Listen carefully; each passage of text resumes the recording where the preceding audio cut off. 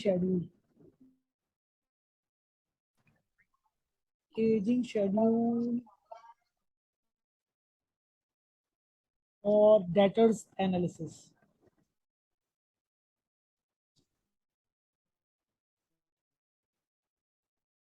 So exactly what we mean by the aging is basically, if we see the definition of aging schedule, aging, that the customers needs to pay back in different time periods. Let's suppose some have to pay within 1 month,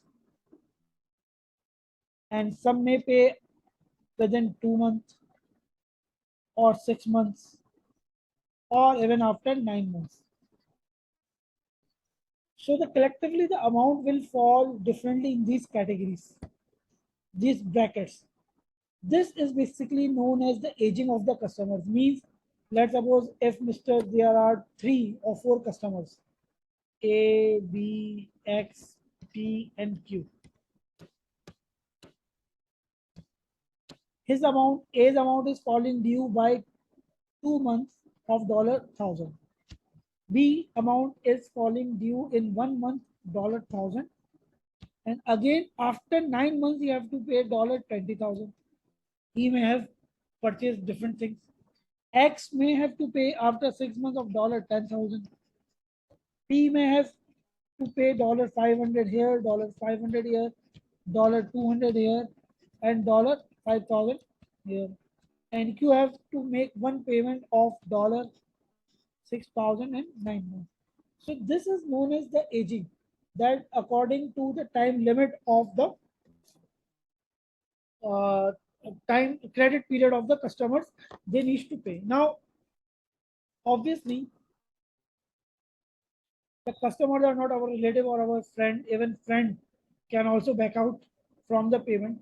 So there is a trend, or you may say there is a requirement of accounting standards, that every company needs to make a provision for its accounts receivable on the basis of this aging schedule. Now, you tell me, if the time period is greater, the default risk is greater or will be lesser? Greater. It would be greater. So the greater the default risk, so the provision for the bad debts would be, the percentage for the bad debt would be greater or lesser? Greater. Greater. So if, let's suppose I say that this company, whatever the company is, has the policy of making 2% of provision for all of its accounts receivable that are due in 1 month, and company has a policy of 3.5, making 3.5% provision of all of its accounts receivable that has a due date in the coming 2 months. Because the greater the time period, the greater the risk of default. So the greater the provision for the bad debts will be. For the 6 months time period, company has a policy of 5% of all of its accounts receivable. And for 9 months, the company's policy is for 7%. And maybe because accounts receivable are the short term and needs to be collected in 1 year at least. So the next would be 12 months, and it may be 10% or 15%. We are not discussing this. So this is the policy of the company.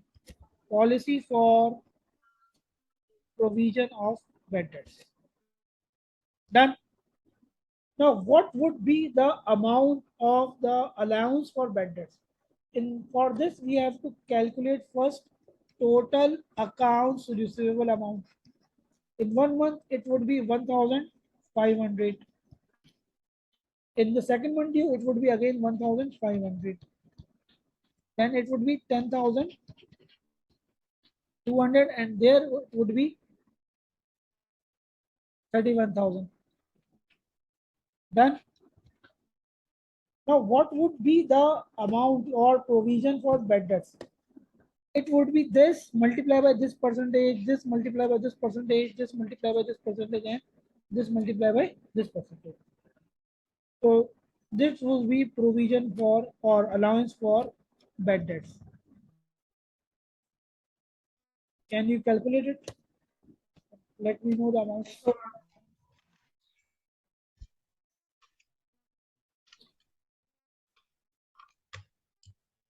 The first one is 30. 30. Yes. Okay. Second, The second one is 52.5. round of 53. Yes. Third,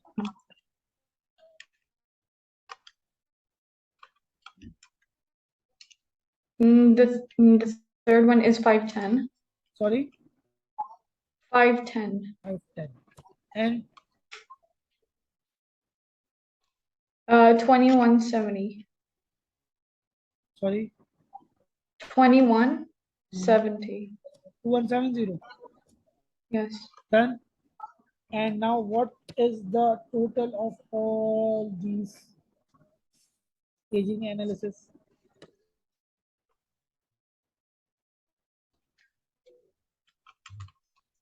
2763. 2763. Now see, in the last example, we had made the allowance for bad debts of 10,000 by simply calculating the percentage, and this would be the allowance or provision for bad debts. But here, the company will say that our total allowance for bad debts is 2763. But how this amount has been calculated? It is calculated through what? The aging analysis, debtor analysis, aging schedule. So for the aging schedule, first we have to break down the collectibles into these credit periods. Then afterwards, we have to see the what is the policy for the specific credit period of the company. Then we have to calculate that credit period provision. Then we have to sum it up to arrive at the total amount of allowance for bad debts. So now the entry would be bad debts expense debit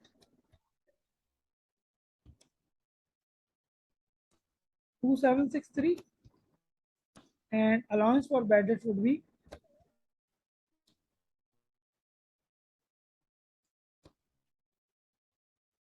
credit 2760, and this would be the final entry.